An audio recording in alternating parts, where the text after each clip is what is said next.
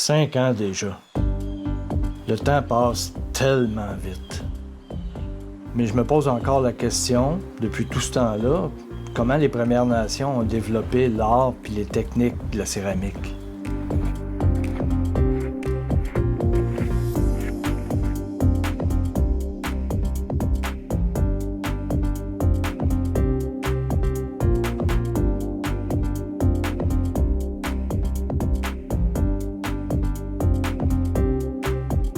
En plongée, dans le lac, ici, au lac des Célides, comme dans d'autres lacs puis dans les rivières du Nord, on voit souvent de l'argile.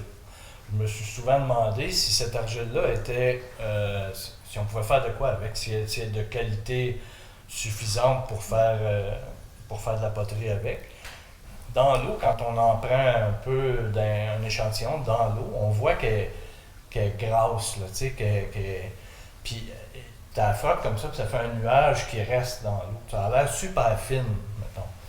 Ça serait le fun, me semble, de voir si on peut essayer d'en refaire comme ces poteries-là ont été faites, avec l'argile locale. Essayer de reproduire, dans le fond, un peu comment ça se faisait à cette époque-là. Diane et Martin, je m'en doutais un peu, trouvent l'idée fascinante et acceptent de participer à l'expérience.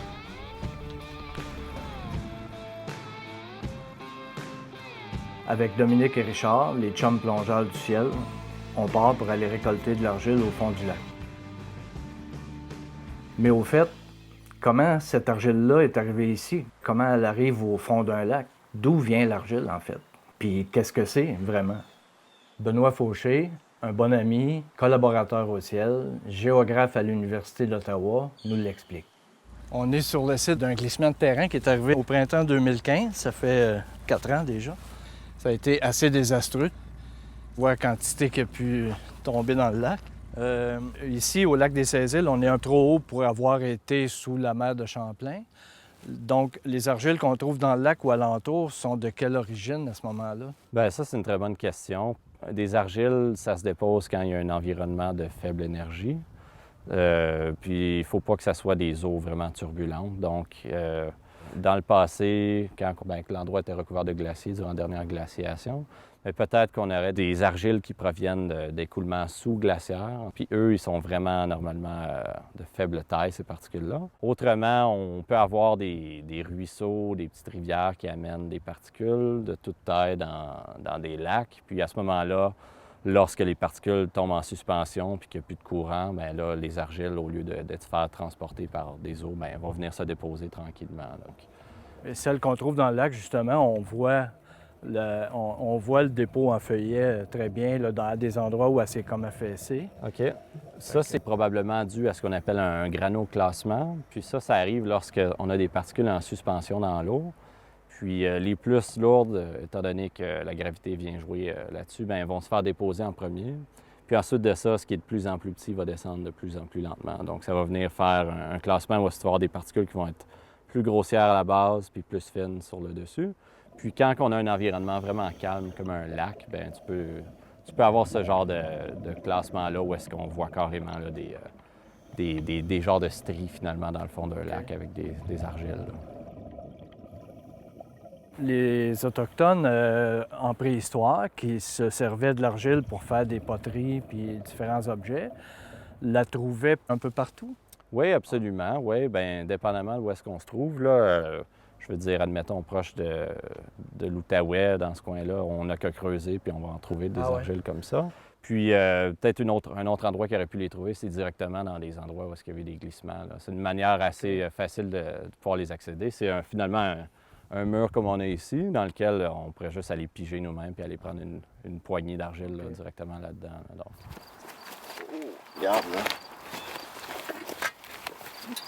Ça, c'est de l'argile que j'appelle de falaise. Ça fait que les deux sources généralement possibles, c'est ou bien directement sur le bord de l'eau ou les falaises, c'est sédimentaire, ça se met en couche. Puis les anciens à la préhistoire, ben, ils pouvaient, là où il y en avait, ils pouvaient se fournir d'argile déjà sèche, ce qui facilite le travail parce que... Elle est déjà en poudre. On peut, oui, c'est ça, elle est déjà poudrée, on peut la tamiser.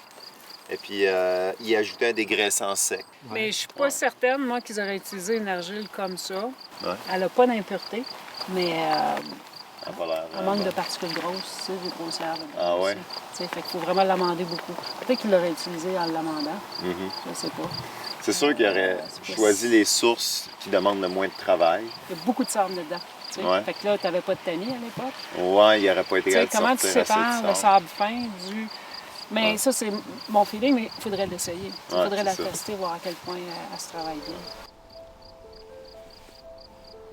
C'est vertigineux d'imaginer le temps que ça a pris pour que cette poussière se ça s'accumule. dépose là puis s'accumule. Puis les sources, tu vois, jusqu'à la rivière, ils ont fait du soutènement avec la pierre en bas. C'est Ouais. parce que l'argile aurait... tu dois partir du niveau de la rivière Ouais, jusqu'en ouais. haut, ça doit être tout ça. Sûrement. La même chose. Des milliers d'années de déposition de sédiments dans un fond marin. Ça fait 8 ans, puis presque 800 plongées que je fais dans le lac. Puis je suis encore émerveillé à chaque fois que je plonge. L'eau conserve puis protège un jardin de sculptures magnifique.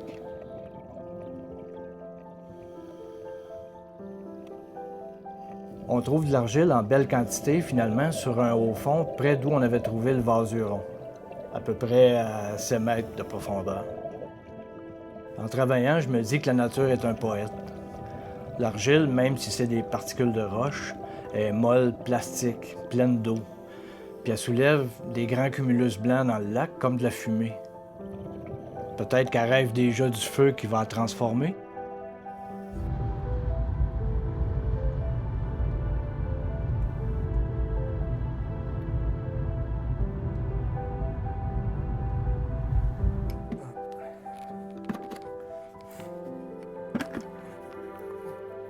Ah, la couleur est spéciale. Ah, mais là, c'est juste les... Ah ouais, ça, c'est...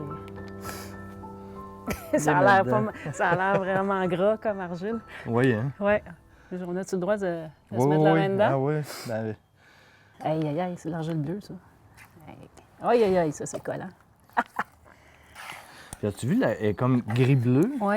Presque toutes les argiles au Québec sont Ah de ouais? cette couleur-là. Mais il y a beaucoup de fer dedans en général. Regarde, tu vois tous les agrégats ici? On voit les... Oui, bien, tu sais, exactement. Ah, Tu wow. vois, en la déchirant, là, tu le vois.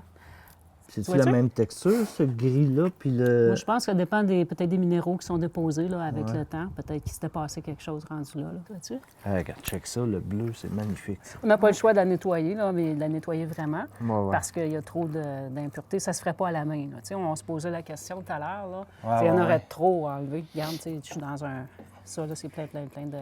Fait que je pense Ouais, qu'on est mieux de S'il y tamiser. avait eu juste un petit caillou ici et là, tu le fais à la main. Oui, c'est ça. Je sais pas, moi. Si j'avais vécu il y a 2000 ans, je me serais arrangé de trouver l'argile la plus prête à travailler possible, la Ouais. plus qui a les meilleures qualités en OK. partant. Ça veut dire qu'elle n'a pas de qualité. Elle est très... Mais il faut qu'elle soit travaillée. Pour la travailler comme ça, d'après moi, ça va être difficile. Martin nous explique comment les Autochtones auraient pu s'y prendre pour nettoyer la terre avant de pouvoir la modeler quand c'était nécessaire. On s'est fabriqué un tamis, cette fois-là avec des matériaux modernes, mais on peut très bien imaginer des tamis en fibre végétale tissée, en vannerie. On ne sait pas si c'était exactement ça, mais on sait que ça existait pour travailler le maïs.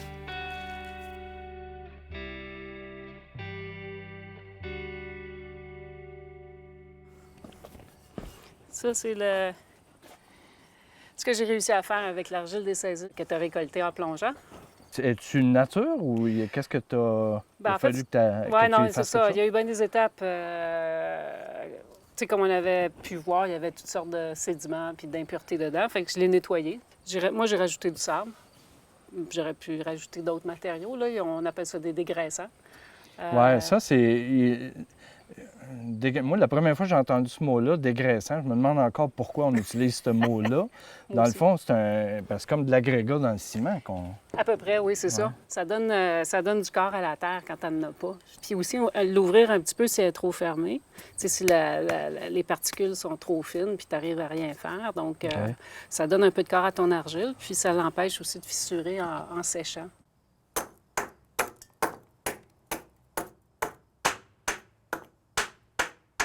Ça sent la pierre chauffée. Ouais. Bon. Ça, c'est le dégraissant qu'on aurait pu retrouver à la préhistoire. Donc, c'est de la pierre concassée, tout simplement. pas plus grosse que ça. Et puis, pourquoi grosse comme ça, en fait? C'est parce que l'argile, à la préhistoire, est cuite au feu, dans un feu ouvert. Alors, si il n'y a pas de dégression, c'est sûr que ça casse. Ouais, c'est brutal, hein? C'est très brutal. C'est difficile de contrôler la montée de température. Donc ça donne plus de plasticité. Le défaut, c'est que ça crée des gros grains dans la poterie. Elle est poreuse. L'eau passe à travers plus facilement. Mais comme c'était des poteries pour de l'entreposage à sec ou de la cuisson sur le feu, Ça prend ça. la porosité n'était pas particulièrement un problème. Et puis, le concassé, c'est simplement à l'œil. Donc ça, c'est le plus gros qu'on voudrait. Probablement qu'ils écrasaient le minéral jusqu'à ce qu'ils aient visuellement une grosseur appropriée. Et puis ensuite, ils utilisaient tout. On pourrait peut-être tester ce qu'on a tamisé tout à l'heure, essayer de faire une pâte qui se tient, puis on peut voir si on est capable de... Oui. C'est que d'après moi, il allait beaucoup au feeling. Il en mettait un peu, il revenait. façonnait, puis il disait « Oh, c'est encore trop collant, je vais en remettre un peu. » Tu sais, c'est des potières, c'est des gens. Chez les Iroquois, on parle de potières parce que c'est les femmes qui semblent s'en occuper davantage. Elles avaient l'expérience du toucher puis du visuel. C'est que je pense pas qu'il y avait vraiment des mesures exactes. Elles y allaient au feeling, comme n'importe quel potier ou potière actuel le ferait. Tiens, si on essaye de juste la mettre pure, on pourrait voir que ça va être super La collant. différence, ouais. Ouais. Attends. Il y a peut-être un peu d'eau, là. Mais... Le résultat, c'est que tu vois qu'il y a trop d'eau. Ouais, un petit peu trop liquide.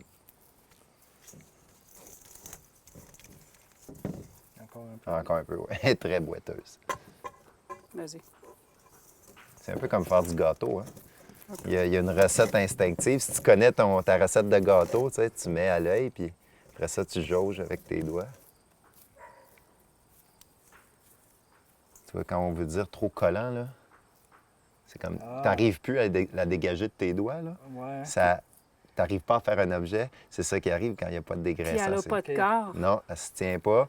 Puis il y en a plus sur mes doigts que sur ma boulette en soi. Ça se travaille vraiment très mal. Comme une certaine étape de quand tu fais un pain. là. Oui, c'est ça. Regarde la différence, peut-être, ou sans la Ouais, différence. regarde, là. tu vois, je Voilà. peux, je peux ne Sans pas avoir les attacher mains du tout, sales. hein. Oui. Essaye celle-là maintenant. Ouais. Elle veut même pas s'enlever de ma main. Un colombin, c'est un boudin de terre. C'est une des techniques utilisées pour façonner des objets à la main. Puis que l'idée de ça, c'est de faire un petit boudin le plus rond possible, le plus constant possible, avec l'argile la meilleure possible. J'ai fait une base, une forme, qui a durci un petit peu parce que sinon ça ne se tient pas. Puis donc là-dessus, on va attacher le colombin. Puis on continue comme ça, un colombin, 2 colombins, 3 colombins, selon ce qu'on veut avoir. Puis à chaque fois, on doit les souder sur la paroi, soit de l'extérieur, en déplaçant la terre vers la paroi. Puis là, on fait la même chose à l'intérieur, on va déplacer la terre vers le bas. Ça ressemble pas mal aux techniques que j'essaye d'améliorer. Moi, je suis OK. pas céramiste. Hein? OK. Alors, je regarde As-tu aller, des je me dis, c'est questions? ça que je fais, mais elle est meilleure que moi. Ben dans quoi? Dis-moi, c'est tant Mais qu'à ce faire. que je fais, c'est simplement bourrer la craque. Là. Non, ça, c'est la pire affaire parce que comme ça, ton joint n'est pas. Ben, c'est pas la pire affaire, mais je veux dire, tu sais, t'as pas déplacé assez ta terre. C'est Ça ça. laisse une faiblesse. Exact. Une fois qu'elle part comme ça, elle risque de faire. J'ai un pot qui a craqué de même Comme ça, tout hein? le long du T'as colombin. vu le colombin. Ouais. On va battre le fer pendant qu'il est chaud. Ça, c'est une Attention, technique en même temps. qu'on pense qui était utilisée vers la fin de la préhistoire. Quand on parle de battage, une pierre ronde, tu mets ta motte et tu la bats. Tu as déjà la moitié de Parfait. ton vase.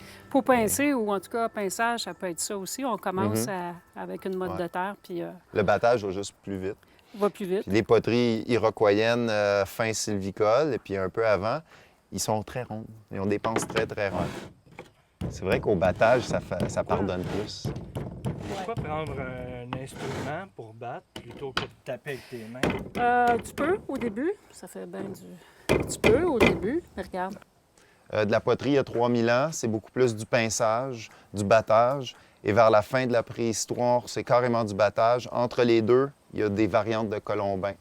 C'est pinçage combiné à colombin, colombin combiné à battage. Donc, on monte des colombins et ensuite, on va les battre jusqu'à un moment donné où ils font plus de colombin. Ils font juste battre l'argile. Ça veut peut-être dire qu'il y a des techniques qui sont plus propices que Mais d'autres. craquant. là. Tu vois, quand je te dis, tu sais, c'est pas une terre facile à travailler. Je vois ça. C'est ça. là.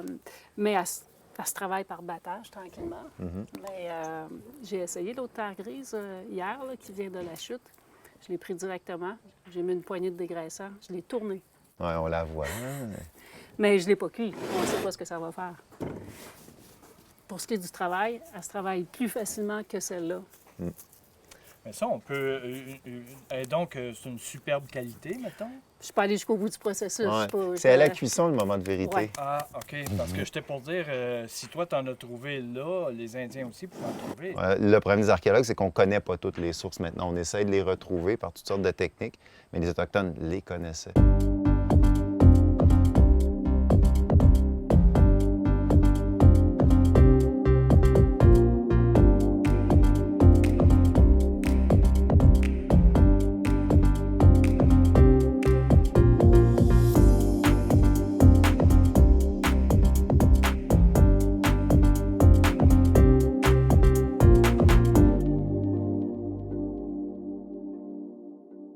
Alors, Martin, pour ce qui est des décors qu'on voit sur les pièces, j'imagine qu'ils utilisaient des outils faits à partir de la nature. Oui, parce qu'on n'en trouve pas de ces outils-là. Ils sont déduits à partir des empreintes qu'on a sur la poterie. C'est des petits objets très fragiles, mais celui-là, il est reconstitué à partir des empreintes qu'on voit sur les poteries. Ça, c'est des dentelures. C'est un morceau d'os plat avec des dentelures. Celles-là font une série de petits points. Ceux-là font des petites lignes. Ça, c'est ce qu'on appelle du dentelé Faire quadrangulaire. un point à la fois. Et ça, c'est du dentelé pointu. Les archéologues ont donné toutes sortes de noms à ça. C'est intéressant. Encore plus ancien, ce qu'on appelle de l'ondulé, qui est souvent roulé. Ah ouais. Beaucoup de géométrie. Hein. Il n'y a pas des animaux, des figures. Non. C'est pas figuratif du tout. Là. C'est vraiment très géométrique ce qu'ils font. Et puis, c'est très personnel. Peut-être ça distingue des familles, des potières. Ça prend la forme de signature souvent parce que ça se ressemble dans une région, dans une localité, puis ça change à côté. En termes de battoir, un battoir uni qui laisse aucune trace. Dans les périodes plus anciennes, sylvicoles anciens, moyens, on a du battoir cordé. Donc, on imagine un type de cordage qui laisse une texture bien, bien particulière. Première poterie, il y a 3000 ans, ce genre de motif cordé-là. Et plus tard, sylvicole supérieur, là, les Iroquois de la vallée du Saint-Laurent, par exemple, des battoirs gaufrés. On peut imaginer qu'ils ressemblaient à ça, parce que sur la surface, sur la panse, c'est-à-dire le corps de la poterie, petit motif gaufré comme ça, sur toute la panse. Et puis, c'est pas très uniforme. Donc, on voit que c'est tapoché, c'est battu un petit peu partout comme ça. Et ces mêmes Iroquois du sylvicole supérieur font sur le col de la poterie des incisions très fines, géométriques. On présume avec des roseaux, beaucoup de formes circulaires. Et c'est presque un code d'une région à l'autre. La géométrie des motifs change avec des styles, des patterns presque prévisibles, mais qui varient beaucoup d'une localité à une autre. Les décors, pour les archéologues, ça nous donne beaucoup d'indices sur l'ancienneté de la poterie. Qu'est-ce que ça peut dire d'un peuple ou des gens qui faisaient ça, le fait qu'ils prennent autant de temps à décorer leurs objets, puis de façon, ça a beau être rudimentaire comme outil, tu as des textures différentes, il y a un souci d'esthétique évident. Oui. La décoration change beaucoup avec le temps. Mettons, il y a 3000 ans, les poteries sont coniques, elles ont du battage à l'extérieur avec des battoirs cordés, mais il n'y a pas de zone de décoration. Il n'y a pas de parement. C'est avec le temps que ça se développe, où les poteries deviennent de plus en plus arrondies. Et là, on distingue une zone bien précise, le col, où là, les gens vont concentrer la décoration. Et la décoration gagne en sophistication et en complexité avec les époques. Et ce qu'on comprend à ces époques-là, c'est qu'ils ont introduit l'horticulture, ils ont des surplus alimentaires, ils ont du temps libre, ils n'ont plus besoin de penser qu'est-ce qu'on va attraper à manger demain. Ils ont de la nourriture pour tout l'hiver mise en stock. Donc peut-être que c'est justement le fait d'avoir plus de temps libre, d'avoir aussi une société qui est plus complexe, où l'identité doit être plus nettement définie, Vivre avec 30 personnes, c'est une chose. Vivre dans un village de 600 personnes, c'est autre chose. Et c'est là que peut-être l'identité devient très, très importante. Distinguer les familles, les clans. Tu veux reconnaître ta poterie. Tu veux reconnaître ta poterie. Parce que c'est ta réserve de... Ouais. Tu veux te distinguer des autres aussi. Ouais. Parce que la poterie, c'est un art qui se transmet de mère en fille. Donc, c'est des signatures familiales. Donc, la décoration se distingue de ces deux façons-là. Elle se complexifie avec le temps parce que les gens ont plus de temps. Et puis aussi, elle se complexifie parce que la société se complexifie et ça demande des choses plus élaborées, des gens qui veulent se distinguer artistiquement ou tout simplement marquer leur territoire, marquer leur espace, dire c'est notre famille qui est là, ça c'est de la poterie de notre tradition. Ça serait tout ça ensemble.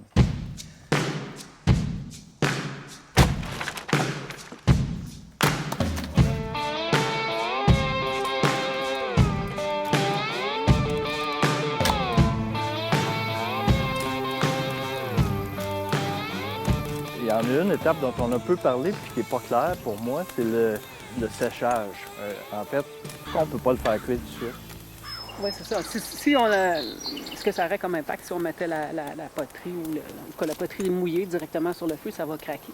Parce qu'il va y avoir un choc thermique, première des choses. Puis, ce qui donne la plasticité à l'argile, c'est l'eau à travers les feuillets d'argile.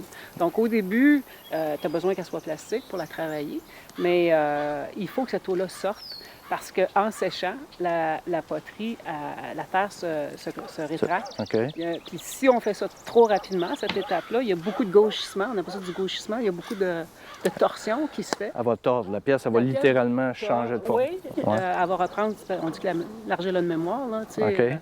Elle va reprendre sa forme initiale. Elle cherche à reprendre sa forme initiale, puis ça craque, bref. Fait que toi, pour tes créations que tu fais habituellement, cette étape-là peut durer combien de temps? Nous, souvent, on va laisser ça 2-3 semaines avant de faire 2-3 semaines? la première Ah cuisson ouais. du biscuit. Mais Martin, les Indiens, à l'époque, en plein bois, tout ça, comment le séchage, ils le faisaient comment?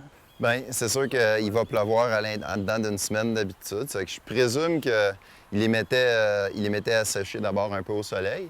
Mais s'il voulait faire toute l'opération dans une journée, c'est possible. Il faut que tu les sèches à la chaleur. Tu peux pas les mettre proches tout de suite. Puis ils font comme on a fait ici, là. Ils vont mettre leurs pièces autour, mais à une certaine distance. Puis là, l'idée, c'est un petit peu comme un fourneau moderne. Plus tu les rapproches graduellement, plus tu augmentes la température. Puis c'est de faire sortir le plus d'humidité possible, sinon toute l'humidité avant de les faire cuire. C'est qu'à l'intérieur d'un 24 heures, c'est possible, si c'est des pièces qui ne sont pas trop massives, là, c'est possible de les sécher en totalité à l'approche du feu. On est rendu à 500 probablement. Au moins 500. Peut-être un peu plus, parce qu'on voit des fissures dans la pièce la plus douteuse, mais les autres sont belles. Monter Tu ça. continues encore le mur Ouais. plus haut que la Un pièce la petit plus peu haute? plus haut, oui, c'est ça. Puis parce qu'il faut que je rétrécisse. C'est que, tu sais, je reviens toujours en diagonale de même. Ouais. Un peu comme un igloo, là. Oui. Puis une fois que tu as monté ton igloo, c'est là que tu laisses aller? Oui, c'est ça. Quand Là, il j'essaie faut de mettre se fermer. quelques pièces sur le dessus. Puis à ce moment-là, s'il y a des cavités comme sur le bord, là, des trous, là, ça, je les Tu bouche. vas pour garder ta chaleur? Ouais, c'est ça. OK. Ça ajoute un peu de chaleur puis ça l'empêche de s'en aller parce que le premier bois, il est presque plus là. Fait que la structure, tu sais, comme Ouais, faut pas casser elle descend progressivement. Ça va s'écraser, mais il faut pas qu'elle s'écrase avant que le bois soit brûlé parce que c'est lourd quand même. Ouais.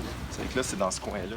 C'est vraiment comme une espèce de thermomètre où il faut vraiment contrôler les ajouts de bois, la structure du feu pour que ça grimpe tranquillement en température. Là, si quelque chose devait casser, là, c'est déjà probablement arrivé. C'est qu'à ce moment-là, on ferme tout le feu et puis on laisse ça brûler. C'est là que ça atteint le 800 degrés dans les meilleures conditions. Puis là, on peut juste croiser les doigts à ce moment-là.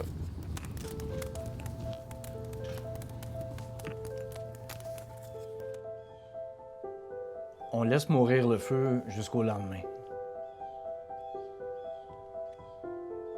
Au petit matin, il y a un chevreuil qui est venu manger des pommes que Phil leur donne à chaque jour.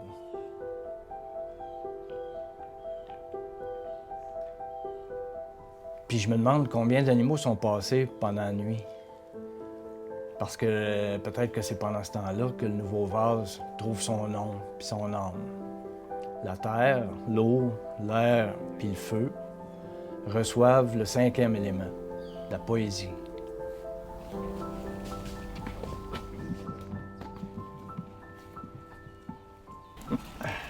Ah!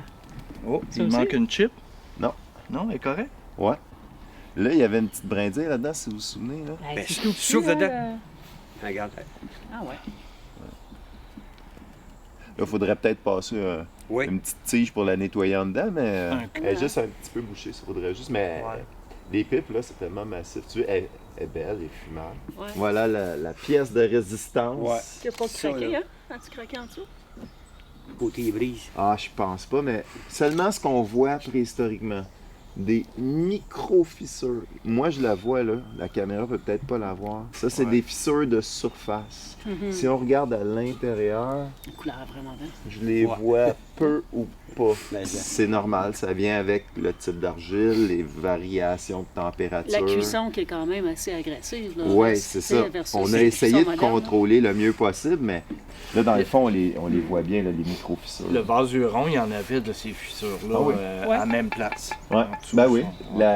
la poterie préhistorique, c'est ça. Tu vas avoir de la Ouais. micro-fissure, mais c'est structurellement stable. Quand même extraordinaire. Un objet, on est parti d'une matière puisée dans le fond d'un lac, finir avec un objet magnifique comme ça, utilitaire. Extraordinaire. 1 milliard d'années dans le passé. 10 millions de siècles. Quand on arrive à presque réaliser ce que ça représente, on a le vertige. Comme si on avait pu se tenir au sommet des Laurentides à ce moment-là, qui était aussi haute que les Himalayas. Mais le temps vient à bout de tout. C'est un travailleur patient. Armé du vent, du gel, le temps a érodé les immenses montagnes, les a usées jusqu'à leurs racines. C'est ce qui reste qu'on voit aujourd'hui. Les sommets sont partis en poussière de roche, portés par les tempêtes, déposés ici et là dans les vallées ou au fond des lacs. Les montagnes sont devenues argile. Mais la Terre se souvient de la dureté du roc puis attend juste que l'alchimie des céramistes le réveille.